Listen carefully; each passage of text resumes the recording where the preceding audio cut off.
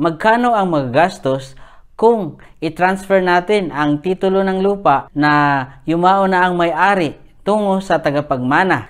Paano nga ba mag-compute ng mga taxes sa ating pagpapatransfer ng titulo ng lupa tungo sa tagapagmana? Ano nga ba ang kinakailangan ng mga documents para sa pagpapatransfer ng titulo ng lupa kung ang may-ari nito ay yumao na? Ano ang mga proseso na kailangan nating sundin at gawin para sa pagpapatransfer ng titulo ng lupa na yumao na ang may-ari?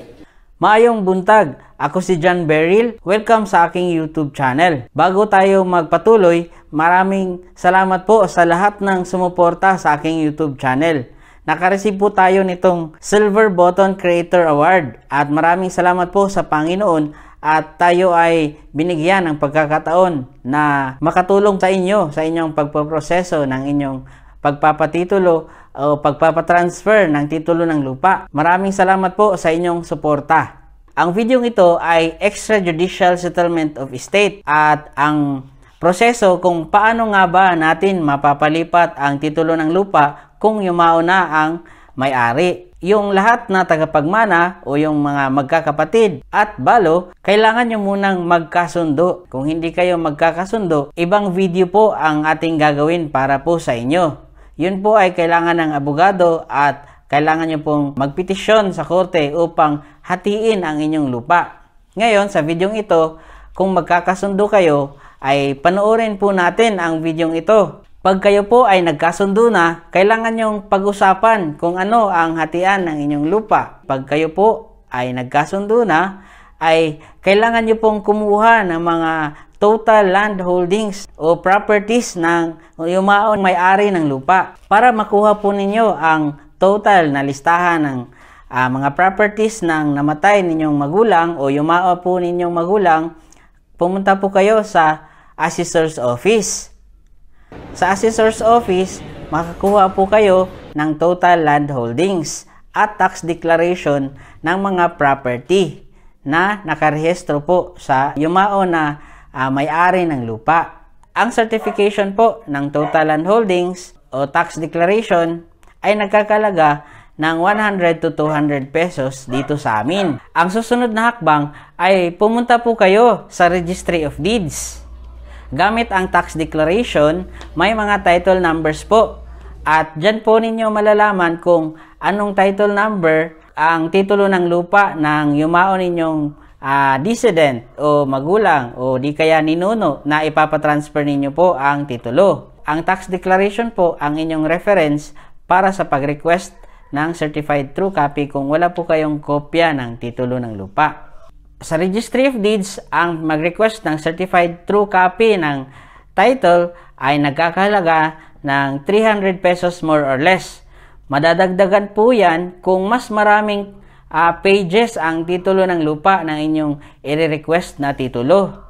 Pagkatapos nyo pong kumuha ng certified true copy ng titulo ng lupa at mga tax declaration at total land holdings, ay pumunta po kayo sa opisina ng Notary Public. Sa abogado po ay magpapagawa po kayo ng extrajudicial settlement of estate kung marami po kayong tagapagmana. Ngayon, kung isa lang po kayo ay affidavit of self-adjudication po ang inyong ipapagawa. Magkano naman ang magiging bayad sa abogado? Ang mga abogado o Notary Public ay may schedule of fees kung ano ang susundin na mababayaran po ninyo sa kung ano ang ipapagawa po ninyo sa kanila. For example, sa Cebu City, ito po ang standard minimum attorney's fees schedule. May mga abogado na nagbabase sa market value. 3% for example, 3% po ng market value ang inyong mababayaran. Sa ating example, ang halaga po ng ating ipapatransfer ay 500,000. Ngayon, kung ang market value ay 500,000, for example, i-multiply po natin sa 3%, ang mababayaran po natin ay 15,000 pesos. Mayroon din pong mga abogado na ang bawat heirs ay magbabayad ng certain amount. Like for example, 1,000 pesos each bawat heirs. Depende po sa abogado. Yan po ang estimate na nababayaran sa pagpagawa ng extrajudicial settlement of estate. Ang susunod po ninyong pagkakasunduan ay kung sino ang magpoproseso at magsasubmit po ng mga dokumento na kinakailangan sa mga ahensya ng gobyerno. Like for example, ng munisipyo, ng BIR, at sa Registry of Deeds. At iba pang mga opisina na kinakailangang puntahan. Pwede pong maglakad ang inyong kapatid. Pwede din po ang inyong kakilala. O ikaw po na nanonood. Kung nakapagdesisyon na po kayo kung sino ang maglalakad ng inyong patitulo o pagpapatransfer ng titulo ng lupa, ay magpagawa po kayo ng Special Power of Attorney o SPA sa abogado din po. Ang pagpapagawa po ng Special Power of Attorney at pagpapanotaryo ay 500 to 1,000 pesos po. Paano naman kung ang isa po ninyong kapatid ay hindi makakapirma dahil siya po ay nasa abroad o OFW? Ang kailangan niya pong gawin ay magpagawa po siya ng Consularized Special Power of Attorney. Kailangan niya lang pumunta sa embassy kung saang bansa siya naroroon at ipa-consularize ang Special Power of Attorney.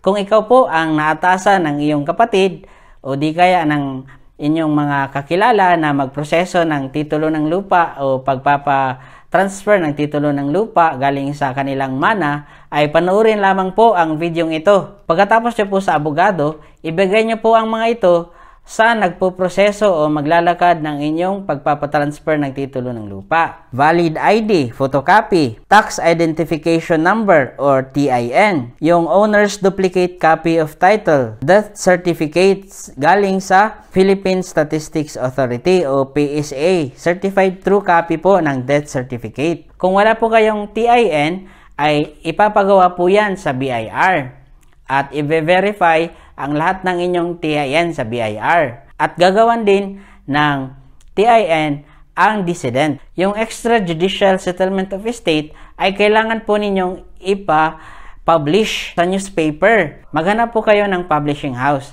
Pwede din po kayong pumunta sa Registry of Deeds dahil maaring mayroon po silang mga listahan kung saan po kayo pwedeng magpa-publish ng inyong extrajudicial settlement of estate. Sa aking experience, ang estimate po na nababayaran sa pagpapapublish at kasama niya po dyan ang affidavit of publication ay 2,500 more or less. Pagkatapos mong magpapublish ay pumunta ka sa assessor's office ng City Hall, Municipal Hall at Provincial Hall at kukuha ka po doon ng total land holdings. Doon po kayo pumunta sa kung saan nakatira po ang decedent o yung mao na may-ari at kung saan po yung lokasyon ng lupa. Ito po ang mga kinakailangan po para kunin nyo po sa assessor's office. Certificate of no improvement, certificate of total land holdings, at realty tax clearance. Sa aking experience, ang mababayaran nyo po sa tax declaration ay 100, total land holdings 100, tax clearance 100 pesos. Pero kailangan nyo pong bayaran ang amilyar kung hindi po nababayaran taon-taon ang amilyar ng lupa o realty tax, ay kailangan nyo pong bayaran po ito bago kayo makakuha ng tax clearance. Pagkatapos nyo po sa assessor's office, ay pumunta po kayo sa Bureau of Internal Revenue RDO o BIR. Sa BIR ay magpapakompute po kayo ng estate tax. Ang rate po ng estate tax ay 6% of the net estate. Medyo mahaba po ang computation ng estate tax kung pag-uusapan natin sa video ito. Siguro po ay mag-upload po tayo para sa net estate. Pero sa aking experience, kung hindi po aabot ng 5 million ang inyong halaga ng inyong lupa na ipapatransfer galing sa yumao tungo sa tagapagmana, ay ang mababayaran po dyan ay 5,000 pesos po ang minimum. Sa ating example, ang halaga po o market value ng ating pinapatransfer na lupa ay 500,000. Ngayon, 500,000 minus allowable deductions at i-multiply nyo po sa 6%, negative na po yun. Pero ang mababayaran po natin ay 5,000 pesos ang minimum. Kung mas mataas ang halaga po ng inyong lupa, ay pumunta po kayo sa BIR para magpa-compute po ng estate tax at makakuha po kayo ng BIR e-car. Ngayon, sa computation na ginawa ng BIR, ay babayaran nyo po sa authorized agent bank ng BIR. Sa ating example, ang ating 5,000 pesos ay maaari po nating bayaran sa Land Bank o di kaya sa DBP at iba pang bangko. Para po makapagpa-compute po kayo ng estate tax at makakuha po kayo ng BIR e-car or Certificate Authorizing Registration sa BIR, ay ito po ang mga requirements na kinakailangan. Available din po yan sa website ng BIR. Inisa-isa po natin yan sa videong una po nating na i-upload sa Extrajudicial Settlement of Estate. Maaari nyo pong bisitahin ang aking channel at mag-subscribe at i-hit ang notification bell para updated din po kayo sa ating videos. At pwede nyo pong i-share ang ating video para mas marami po tayong matulungan. Pagkatapos nyo po sa BIR at nakakuha na po kayo ng BIR e-car, pumunta po kayo sa Treasurer's Office ng City Hall o Municipal Hall. Pwede din po itong bayaran sa Provincial Hall, ang transfer tax. Ito po ang kinakailangan para makapagpa-compute ng transfer tax. Ang transfer tax rate ay 0.50%. Ang transfer tax rate naman sa cities and municipalities within Metro Manila ay 0.75% ng fair market value. Sa ating example ng transfer tax, 500,000 times 0.5%, ang ating mababayaran na transfer tax ay 2,500 pesos. Bukod po sa transfer tax, ay pumunta po tayo sa Assessor's Office para kumuha again ng Tax Declaration Certified True Copy at Tax Clearance. Dahil kinuha na po ng BIR ang Tax Declaration na Certified True Copy. Ang susunod na hakbang ay pupunta ka sa Registry of Deeds para iparegister ang Extrajudicial Settlement of Estate na ipinagawa po natin sa abogado. At ang Extrajudicial Settlement of Estate na ating isasubmit ay yung may tatak sa BIR. Sa likod po, sa Registry of Deeds, ito po ang mandatory requirements na kinakailangan para sa pagpaparehistro ng Extrajudicial Settlement of Estate. Original copy of owner's duplicate copy of title, original copy of Extrajudicial Settlement of Estate, affidavit of publication of settlement, original copy of BIR Certificate Authorizing Registration, original copy of Realty Tax Clearance, certified copy of Tax Declaration, original copy or certified copy of Transfer Tax Receipt, photocopy of the presenter's valid identification card, at iba pa na kinakailangan ng batas. Ang inyong mga dokumento ay isasubmit nyo po sa RIO ng Registry of Deeds. Pagkatapos yan po ay i-assess po kung magkano ang inyong mababayaran ay system generated po. Ito po ang listahan ng bayarin sa Registry of Deeds. Nagpa-compute po ako sa Registry of Deeds. Ito po ang mababayaran sa halagang 500,000 pesos. Ngayon, mas mababa po yan ang assessed value. So, ipagpalagay po natin na 100,000 ang assessed value ng lupa na ating ipapatransfer o i-register sa Registry of Deeds. Ito po ang kanilang computation. Pagkatapos nyo po sa Registry of Deeds at mabayaran sa cashier ang fees na kinakailangan, ay maghintay po kayo kung kailan ma-release ang inyong titulo na nakapangalan na po sa tagapagmana. Ngayon, sa ating experience o sa videong ito, ang mababayaran natin sa halagang 500,000 na market value ng lupa, ito po ang estimate na ating nababayaran. Ito po ang estimate na gastos sa pagpapatransfer ng titulo ng lupa mula sa yumao na may-ari tungo sa mga tagapagmana. Sa proseso po ng paglalakad ng lupa ay kumonsulta po kayo sa notary public o sa mga abogado o di kaya sa registered real estate broker.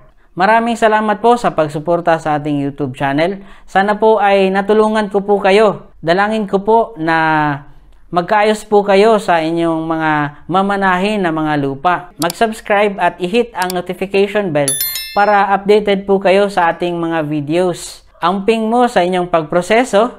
Daghang salamat kayo o dalaygo ng Diyos.